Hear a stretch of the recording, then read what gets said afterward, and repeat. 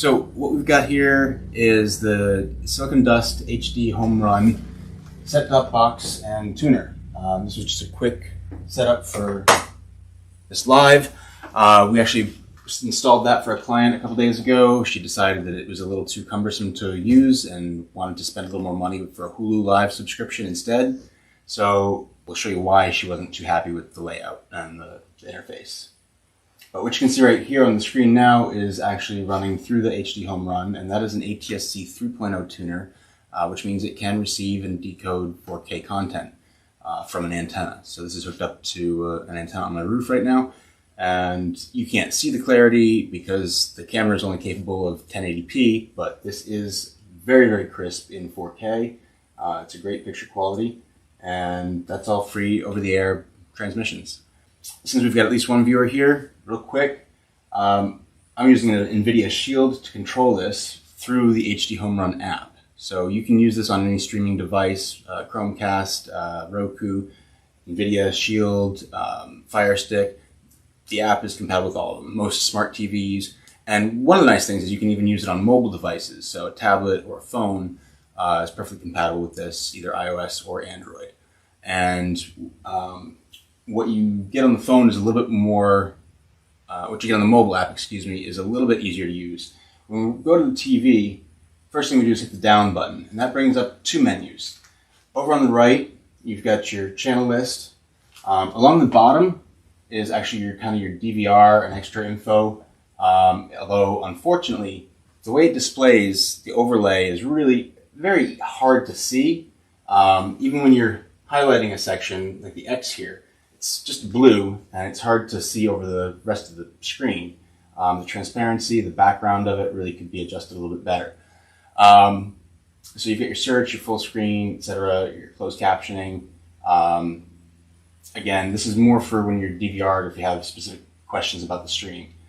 And then up on the top, you can actually go to search. You can do favorites, which we've set up here. You can look at, you can go back. You can filter by news or sports or movies for what's currently on. So it looks kind of cool, but if you want to go to a channel, if you haven't set these favorites, you've got to go through pretty much everything because most of these streaming devices don't have a numpad on them. So it's just a lot of clicking. And you can see this just scrolls down and down and down. We've got about 75, 80 channels on this. It is a little more sensitive than the built-in tuner on my TV, which only picked up 72 channels. So that is one nice upgrade, is that it is better than most built-in tuners. So anyway, again, just a real quick review where this is kind of difficult to navigate because of the transparency of the overlay here. This is a little bit blocky. The guide functionality is kind of limited. Let's see, we're going to go down to, let's see what we got here. Does Fox got anything good on right now? Again, see, if you wanted to go directly to Fox, that would be kind of difficult. It's a lot of scrolling. So what we've done actually is set up the favorites at the top. So that we can go straight to our standard national broadcasts. We've got WESH, NBC, CBS, ABC, CW, and PBS and Fox. We'll go to ABC for right now. And again, this, where'd we go here? If you go back up to settings in the app, you can see that it does have recorded shows, Discover, and tasks. This is a little bit more interesting layout. It's kind of like your guide, but not quite. And when we go over to settings, tasks is where you would manage your DVR function if this had a hard drive plugged in.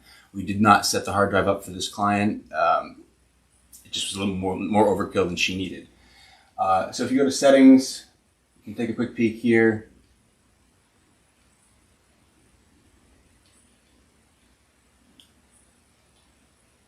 Not a whole lot on this. I was kind of disappointed myself. The account information, we're not logged in, so there is none. Devices just shows the one device on the network. Channels, this is about the only thing that's useful here because you can go in and select your favorites, or you can actually remove channels that you don't want to see in the scrolling options. Star, When it's white, it's just standard. When it's yellow, it's a favorite. And if you don't want to see it, click the button twice and you get an X, and it won't show in the guide or the channel list.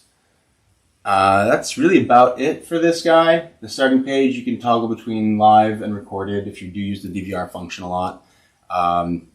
You can also go to early access for new features, which lets you run the app in beta mode. I don't recommend that for most users, but we're trying to test out the latest and greatest here, so that's why we've got it set on. That's really about all there is to it. So hopefully you guys will join me for more lives. We're going to try to squeeze these in between clients on our lunch breaks for the next couple of days and answer any questions that you might have. So be sure to list anything that you have questions about, whether it's antennas, streaming devices, computers, tablets, phones, whatever. We support it all. Pretty much any kind of end user, consumer, electronic device, smart home integration, all that stuff. So just let us know what you have questions on, and we'll do our best to answer as quickly as possible on these lunch breaks.